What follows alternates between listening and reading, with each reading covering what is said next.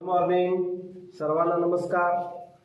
आजच्या भागामध्ये आपल्याला बॉडी ऑफ पार्ट्स म्हणजे आपल्या शरीराचे अवयव, आपल्या शरीराच्या प्रत्येकाच्या अवयवाला काहीतरी इंग्लिशमध्ये नाव आहे। आता हे इंग्लिशमध्ये नेमकं नाव काय आहे, त्याचा उच्चार नेमका काय आहे आणि त्याला मराठीमध्ये नेमकं काय म्हटलं जातं याचा अभ्यास या ठिकाणी आपल्याला करावायचा आहे।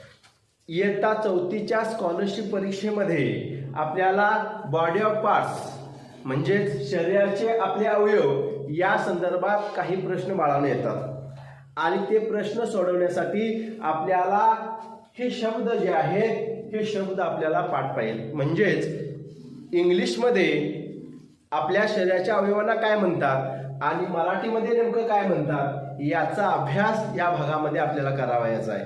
म्हणून सर्वांनी या ठिकाणी लक्ष द्या आणि आपले हे जे शब्द आहेत हे शब्द सर्वांना पाठ असणं अत्यंत गरजेचं आहे।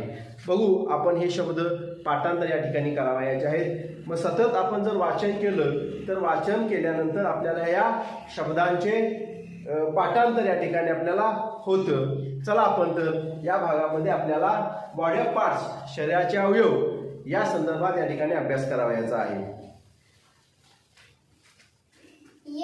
HEAD head डोके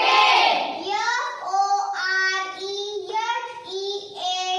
forehead कपाळ EAR ear कान TEETH teeth दात NECK neck मान CHIN chin हनुवटी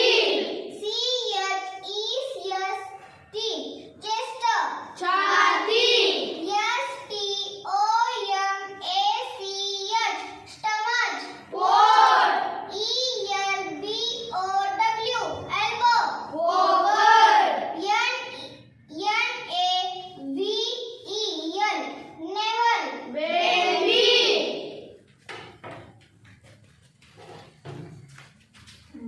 WRIST wrist मानेवर FINGER finger ball